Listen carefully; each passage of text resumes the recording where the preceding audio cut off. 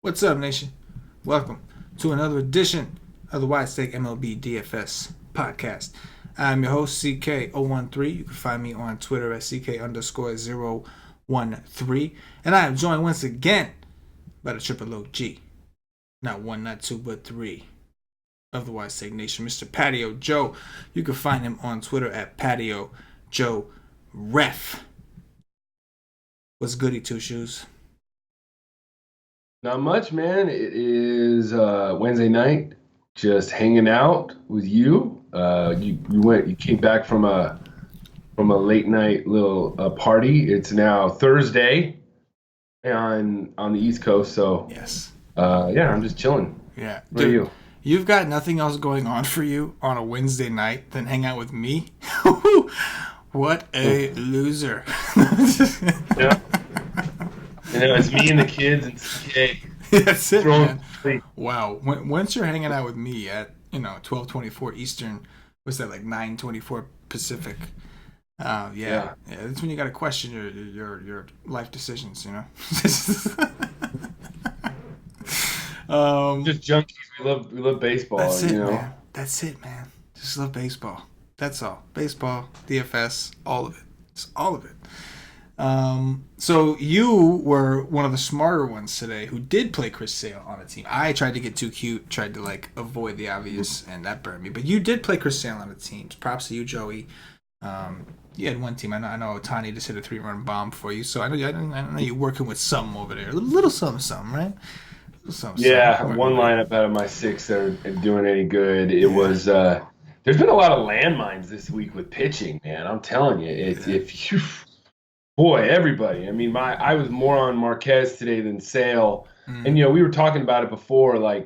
There's always, there's a lot of trends. There's a lot of debate in the DFS world talking about should you pay down for pitching more, especially in cash. And it's seems like more days than not, it seems to be working out that way. And then you have a day like today where Sale, puts up a 73. And then if you didn't have him, you probably weren't cashing in your cash games today because there was some good value on FanDuel to plug in and play, and so you could have a decent lineup with Sale. So I would imagine he was pretty high owned. Oh yes, today. Yeah, I would think so. On DraftKings he was. I would think on FanDuel he was.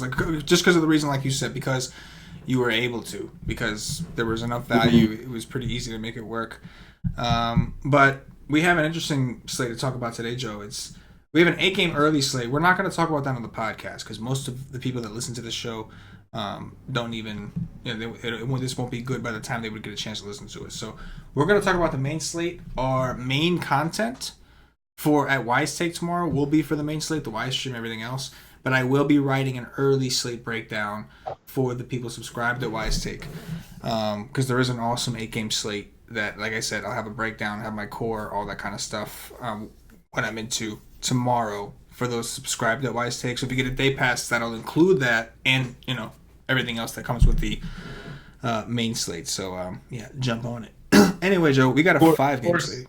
What's that? Of course, FanDuel only makes it 5. Yeah. But you know what? That's not terrible. If you're playing both, you have an opportunity to get an 8-game slate and a 5-game slate. Those are two pretty good, you know what I'm saying, sizes. So. And then of course in the main you're dealing with a 5-game no matter what. So at least you got some diverse options. But I agree that FanDuel is just, I don't know. They always try to be different. They never like to have the same early stuff as DraftKings. They both do weird stuff just to be different sometimes. And I think it's the wrong approach to getting different. You know what I'm saying? A slate is a slate is a slate is a slate, bro. You know what I mean? I agree. Only one way to drop 7. Only one way. So we got a 5-game slate, Joe. Let's go ahead and jump right in because it shouldn't take too long to get through this breakdown. We only have 5 games to work with. So SP1s and cash games, Joey. Who's the guy? Yeah, it's got to be Patrick Corbin at 10-9 on both sites. He's 10-9 on FanDuel. He's 10-3 on DraftKings. It's strictly the fact of just looking at the other options. He's facing a Padres team that we all know strikes out the most against against pitching this year, righties and lefties. I think righties are number one, lefties are three. So it's not like there's a bit of a drop. So you want to go with Corbin, and if you look at the other options around, and you're looking for a safe options. The other two options, you got Berrios and Bauer in a great matchup against each other, and you think that they're all going to come. They're going to come out firing in a big game, but we all know Berrios isn't as good on the road, and we know Bauer has struggled a little bit, and the Twins have a better offense. So to me, I'd rather just pay a little bit more, go to Patrick Corbin, lock him in SP1 against the Padres. Yeah, dude, I'm with you, man. And you know we love us some Padres, we love us some Franmil, and maybe in tournaments that's something we can consider. But in cash games, I'm with you. I don't see anyone else that comes close. Like you mentioned, Berrios road struggles. Bowers just hasn't looked great this year. The Twins have looked amazing offensively, so I'm with it. Corbin just seems like an obvious SP1. SP2s for those that are on two pitcher sites, such as DraftKings. What do you think? Probably Jay. Isn't it? Oh, that's horrifying. I hate saying that, but if you look at everything else, first off, he's probably a pretty high. He's a -196 favorite. Yeah. So he has that in his favor. And if you just look at the other options around, there's just nobody else that I would think is that safe to where I would pair with him. Lucchesi is a little bit too expensive on DK. He's 9,000, and putting that up on 19 is just 19.3 is a little bit too much. Hap is 7.8. Mark that in. That's 18.1 combined. The value to get in all these stacks if you want, because there's some really good hitting spots I think tomorrow. So it just seems to me like by the process of elimination, much like I told everybody on Sunday night, guys, tone down your cash game volume because there's not going to be a lot of differentiation. To be like, look, Corbin and Hap, and then that's it. That's the way I look at it. Yeah, man. I get it. I suspect that some people will try the double spend up. I don't think that everybody will play Hap. I think that Hap is going to get played in both formats because it's only a 5-game slate. But like we're like Darvish on a huge slate. Darvish was like extremely high owned. Like I don't think that's going to be the case with Hap. I think some people will elect to go with the double spend ups, especially considering Grichuk had a monster game today, and they put up 3 runs on Paxton. I think. Who I'm sure most people. So like let's do the pros and cons on J.A. Happ. The pros: revenge, right? Second, like you said, big favorite, 196. Third, the Blue Jays do strike out a lot in general and against lefties. And now, let's look at the cons. The cons: he sucks. So pro and cons. You got to weigh that out. You know what I'm saying? You got to weigh that out. But he sucks as bad as the other guys around. Yeah, exactly. But how bad does he suck? That's what we're working with today. How bad does he suck? Does he suck worse than these other guys who suck? That is what it comes down. It's splitting hairs. Well, it also comes down to matchups too. You know, like Hap's going against Toronto. Yeah. Byers is going up against the Angels. Yes. Who the Angels they hit righties pretty well. Yeah. So I just don't want to hit that. And then Skaggs going up against the A's, and to me, like A's are one of my favorite stacks tomorrow because they're going to roll out their righty lineup against lefties. So that's, to me, I just feel like it crosses them out. No, I hear you, bro. Like I said, process of elimination. It's J.A. Happ, and I guess you could look into a guy like Gerardo just because. Baltimore against a righty might not be as good as they have been. They struggled today, but it's not like you're confident in it. You know what I'm saying? So, yeah, just by process of elimination, it's J.A. Happ, and it's reluctantly saying that. You were talking about the A's before. The A's, like the way I look at the A's against lefties are like the Wu-Tang Clan of baseball. Mm-hmm. They're nothing to fuck with.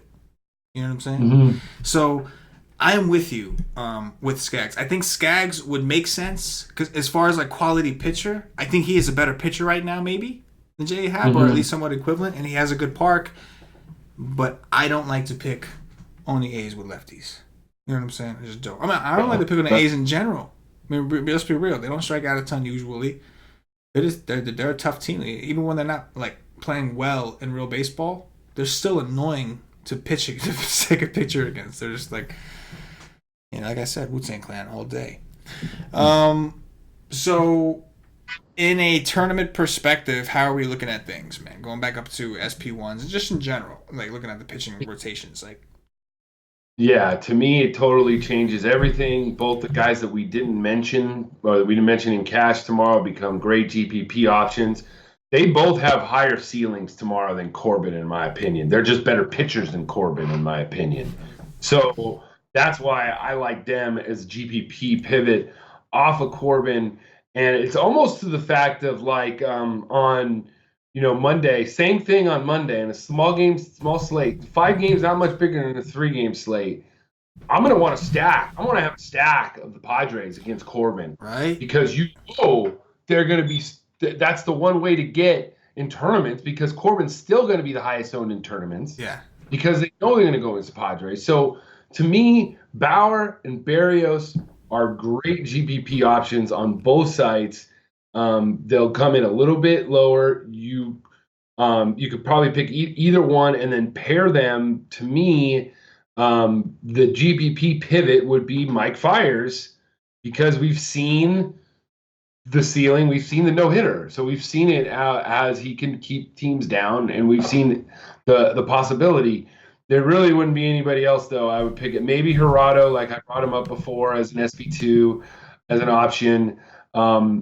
And Lucchesi on FanDuel is decent just because he's 8.2. He's way less. He's cheaper. So I guess if you were paying down, all the way down, that's what I would do. But tomorrow is probably going to be – my teams are probably going to be, Corbin, Bauer, and Berrios. Maybe one with Lucchesi, but I just don't see. I see a great pivot to Bauer and Berrios in GBPs off of Corbin, and that's about it. I'm with you, bro. I'll be very curious to see, like especially after what Sale did today. Whenever an expensive like ace quality type pitcher goes off like Sale did today, the next slate people just assume like I have to spend up today. I cannot mess around.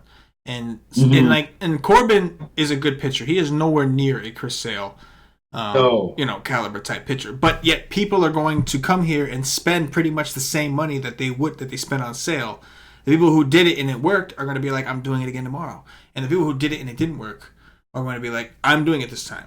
So I think that Corbin's ownership is going to be astronomical against the Padres, and I think that.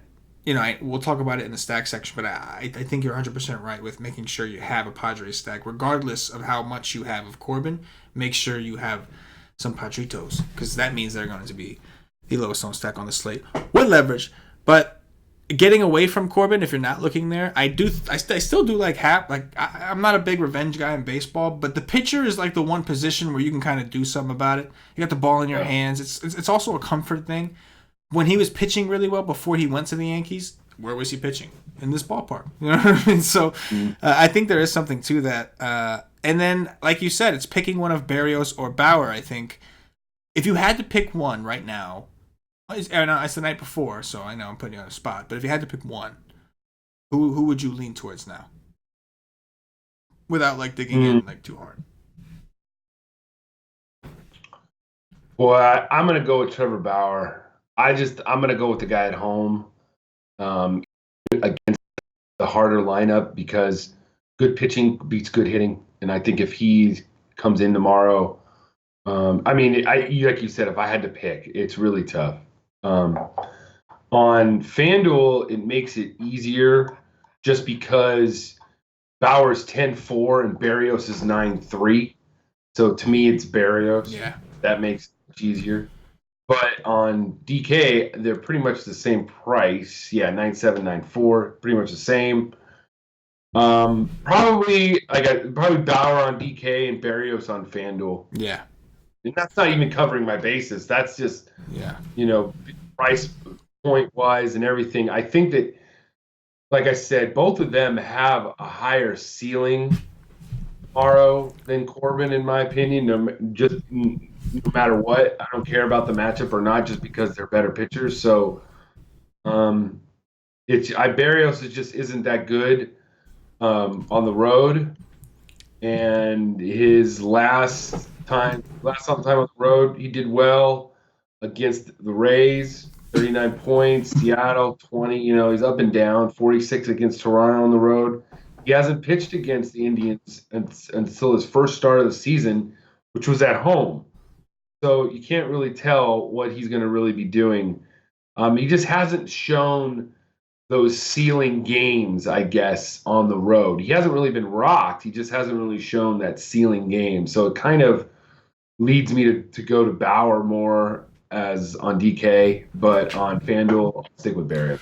I feel you. Right now, like, I want to say Bauer, but that's honestly only because I am afraid of playing Barrios on the road. Like, I really never do play him on the road. This may be the one time where I do, because I feel like maybe I'm being stubborn. As far as offenses go, let's be real. The Cleveland Indians right now suck, compared to what Minnesota's doing. So maybe I'm thinking Barrios, but I have a problem playing him on the road. I'm like so trained to avoid him on. And it's not like he hasn't had good games on the road. We know he has. He's had decent games, but I'm so like it's worked so much for me to just avoid him on the road and play him at home. And then, yeah, that's gonna be a tough one because like if we are gonna for the teams that we do fade Corbin in tournaments, who are we going to? And it's scary because nobody looks like, you know what I'm saying.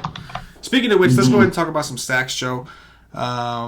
Talk to me about some of the stacks that stand out. We already talked about the Padres. You could start with them if you'd like for the leverage, but who are some of the offenses that stand out? The offense that stands out tomorrow right off the bat is Oakland A's. We've talked about it. They're going to roll out their lefty heavy or their righty heavy lineup against lefties, like we said. Guys like, Chad Pinder, Matt Chapman, Semien, Davis, Kana, like they're all like what I like about this lineup is that they're all very cheap, so they're going to be very, very popular. I mean, you got Semien at 3-1, Semien at 7. Semien 7, Semien. That kind of sounds the same. What do you think? Semien. 7 Semien. I think we'll put it. All right, we're pushing Pinder. Chapman, like Pinder's at 2-3, Hannah's at 2-5, Piscotty's at 3. I mean, even Chris Davis is at 3-6. Yeah. So this is really, really cheap. And they're really good. And Fegley's at 2-3 against Skaggs. I think to me, like they're only scheduled for 4.3 runs, so I don't understand that. I like how you say scheduled. Like it's like cooking in the oven. Like the runs are currently baking right now, and like they're scheduled for 4.3 at about 10:10. I know. There's other teams that should have higher run totals, but I mean, what do they see that we don't? Let me ask you this. So to me, I think that as far as offense is going to, it may be hard for people to get Corbin and stack these guys. Maybe not. But the Yankees and the Rangers, in my opinion, like these are the two offenses that are projected. They're both almost projected for 6, right? As far as run total goes, you got the Rangers at home in Arlington, good hitting weather, 90 degrees, 51% humidity against David Hess and a terrible bullpen. And then you have the New York Yankees who put up a good amount of runs tonight as well against Edwin Jackson, who's looked awful since somehow managing to make his way onto a major league roster again. And so, like, of those two teams, if you had to pick one, you may not like either. I'm just asking, like, if you had to stack one, which one would you lean towards? I'll stack the Rangers. Yeah. No, I'm with you. Yeah. That park's just been so good over the years. Well, it's the bullpen. I just feel the bullpen of the Orioles are worse than the bullpen of the Blue Jays. Yeah. So that's where I see that. Even though, I mean, you could David Hess or Edwin Jackson, neither here nor there. They're both terrible. Right. But that's another thing that's going to make the A's very popular is that they're cheap enough to where you could put, one of those pitchers, Barrios, Bauer, whatever, with the A's with a little bit of that, of maybe a higher stack and still fit in like Pinder, Kana, depending on what lineup they throw out there. Semien is cheaper. You know what I'm saying? Yeah. So that's what I like, having an 8 stack with Texas, having an 8 stack with the Yankees.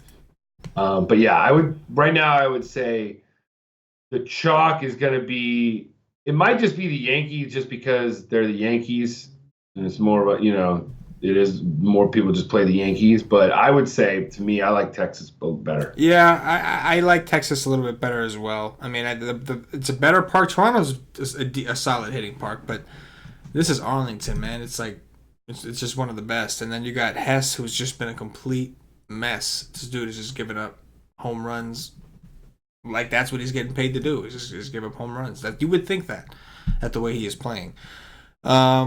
So yeah, after that, let's go back to the Padres because I think Cleveland and Minnesota is very interesting. Also, Minnesota's bullpen's not very good. You know what I'm saying? So if the Indians get Barrios out of that game, then they have some. I was similar situations, right? If those starting pitchers don't last long, there's some upside there.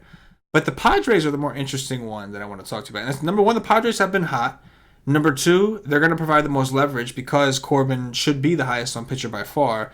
And then number three, regardless of how well they actually do against Corbin, the Nationals bullpen, similar to Baltimore, one of the worst in the league. Talk to me a little bit about the Padres and Franmil, the giggity goat. Yeah, and they should be getting Fernando Tatis Jr. back tomorrow. Good point. So leading off, that might help things with him. I like them tomorrow. It's just like Monday, Sunday, guys, or Monday. We talked about it. It's a leverage play. What you brought up with the whole getting into their bullpen is even better. To where it might even be 7 innings. They might get shut out, and you'd be like, "Oh, I'm screwed." Nope, you might not. You still got 3 more at bats against that bad lineup and that bad bullpen, and here comes 6 or 7 runs. And you wind up winning a slate because you still get them at 10% or whatever. Because then I think anybody will be like 2% owned just because it's a 5-game slate. But you'll get them at the lowest ownership as anybody. And guys like Renfroe, Hosmer, Machado, Reyes, and Tatis, all those guys right there are in play tomorrow. I will say this now. We're not obviously I know BVP is a hot topic in the DFS world for whatever reason, but it's for what it's worth, regardless of the sample size, I'm just gonna say it for what it's worth. Manny Machado is 3 for 8 with a home run and only 2 strikeouts out of 8 at bats against Corbin. Will Myers is actually 10 for 27 with a home run, 4 doubles, does have 7 strikeouts. That is decent. Hunter Renfroe, 4 for 14. It's a 286 average with a double and a home run. Only 4 strikeouts, which is not very good. So they've given Corbin trouble, whether albeit as a team or individually.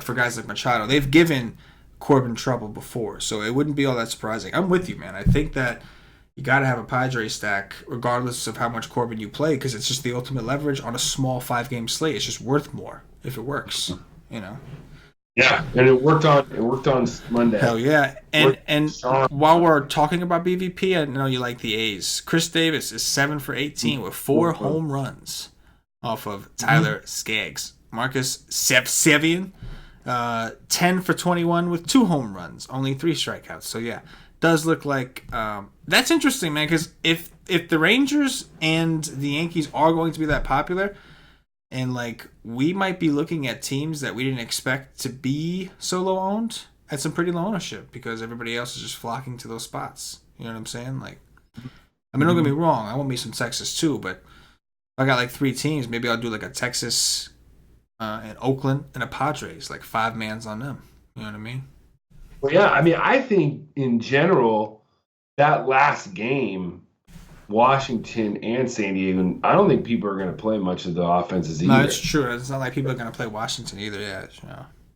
And I think Washington, there's some value there too. Because you have, a team that has they're number 2 against lefties in WOBA, so they hit lefties pretty well. We talked about it before. It depends on the lineup that they roll out.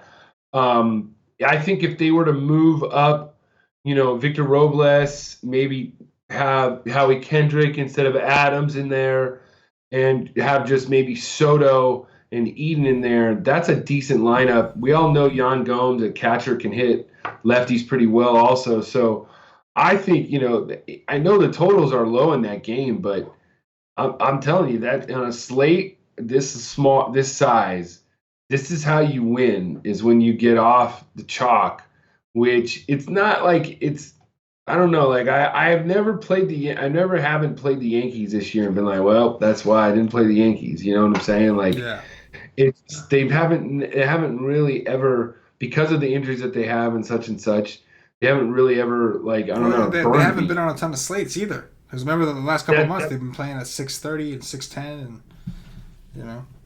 yeah, we talk about that a lot. Yeah, so it's I'll play them when it's right to play them, and I will have a Yankee stack tomorrow. But it's nothing to the fact where I feel like if you were to fade them, if you were only doing one lineup tomorrow, like to me, if you're going to do one lineup tomorrow and you want to win all the money, you stack almost that Washington and the Padres game, and you pick Barrios or Bauer and do that. That's what I would do. And you drop 7 softly.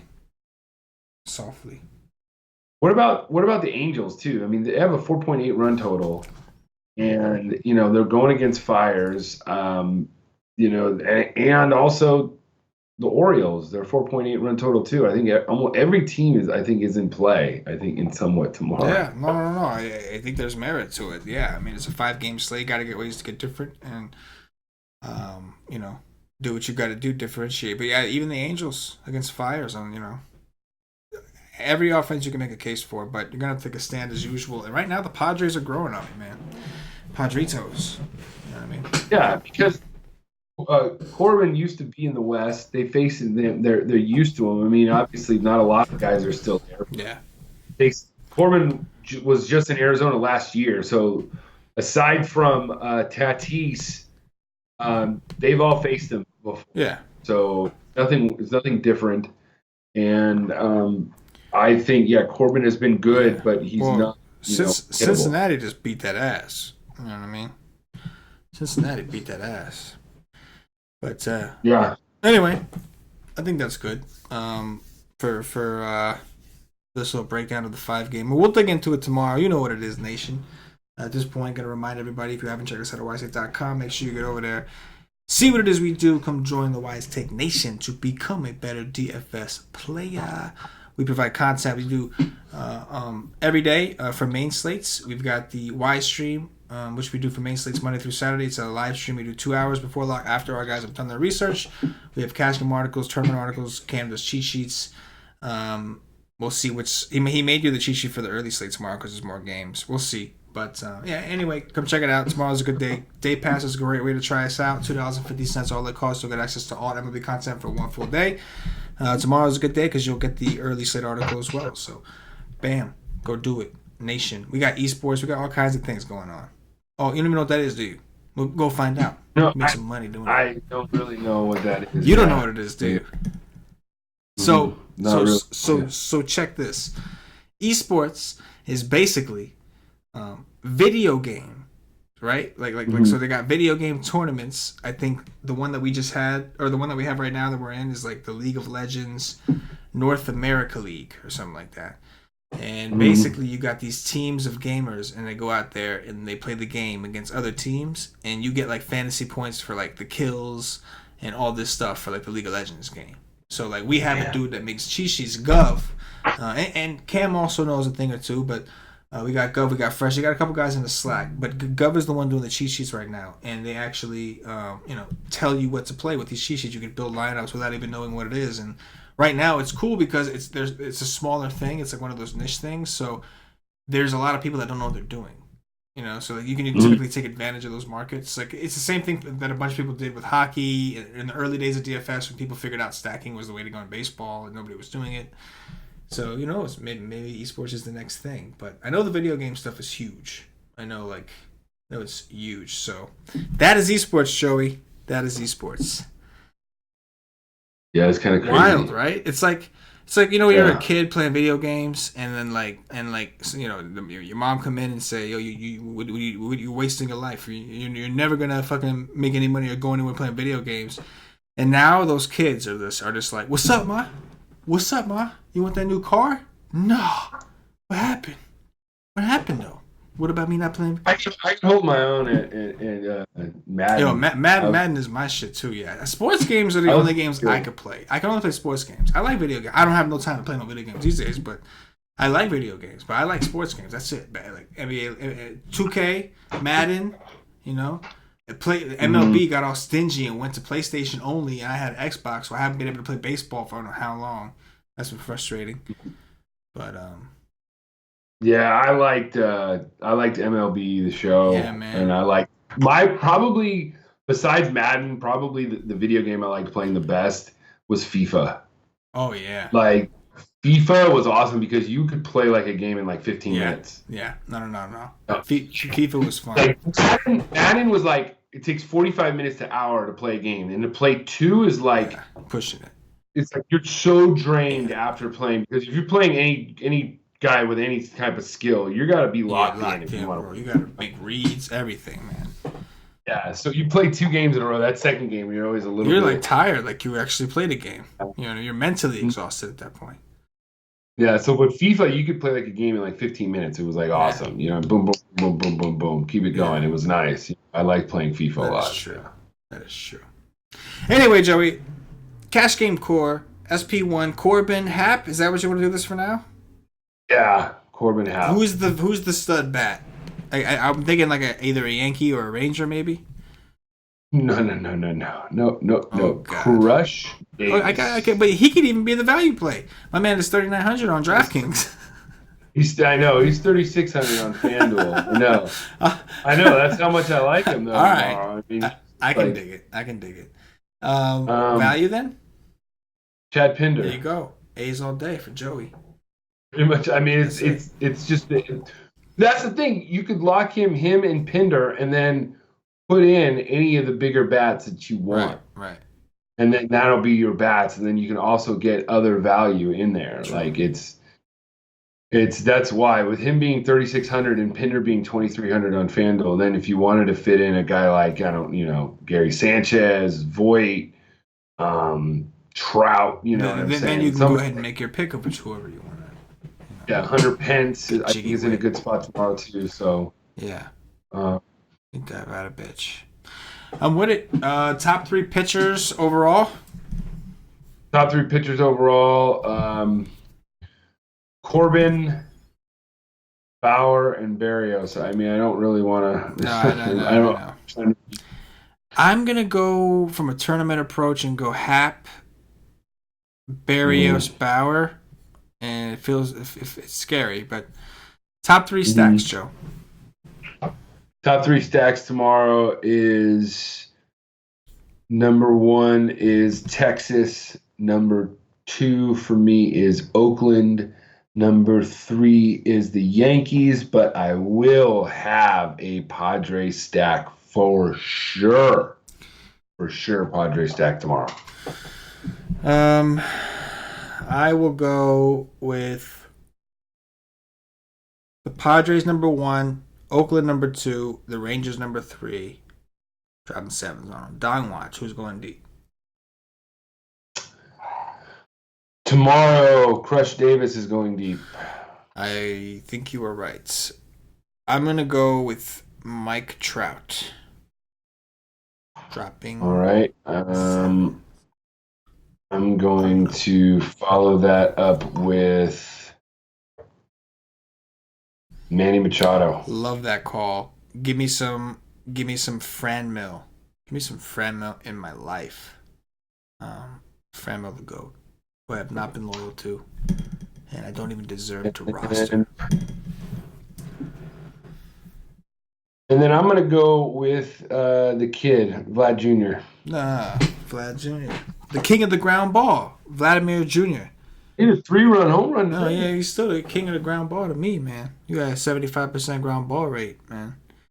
I'll tell you what, if you need a ground ball in any spot, you call my man Vlad up. He will hit that shit right into the ground. No problem. And occasionally he may blast a home run.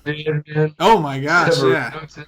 Monster. Monster. Paulie had him. Paulie had him on it. He in his Baltimore stack. Paulie did like Baltimore a lot that day. You know, it sucks. It's Dwight Smith Jr. That's who Paulie didn't have. And that guy went nuts too. That was a lefty on lefty thing. So But he did have the catcher who got hurt today, I think. Yeah, that's what I'm saying. That's what I. Yeah. He trolled everybody today because he played him, and then he gets out of the first I inning. see. What the fuck? I see. Yeah. You know. Who's your third? You didn't give a third, right? Yeah, I did. It was the last guy I just said? I forget now. Damn it. I don't know. I heard you say Chris Davis, and then I said Chris Davis. I said Vlad.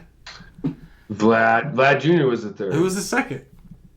My second was help us out in the chat, guys, if you're listening. Jeez, I know you're in there. I know who it was. I don't remember. Damn it. Oh, it was Manny Machado. Oh yeah, Machado. You're right. So we did do 3. Okay. All right. Awesome. I'm trying to think what. Never mind. That is going to do it for the Why Slate DFS podcast. If you're watching on YouTube, please click that thumbs up, that like button, subscribe to the channel. If you're watching on Facebook, give us a like and a share to support the nation. If you're watching us on Twitch or Twitter, give us a follow, give us a retweet. If you're listening to us on Poppy or iTunes, give us some 5-star reviews. Joey, anything in closing before we get up out of here? Not much. It is. I'll see you guys tomorrow night. I guess that's it. We'll be going over a big Friday slate, I'm pretty sure. Probably go big or go home for Patio Joe, for myself, the entire White Slate Nation. As always, good luck. Peace.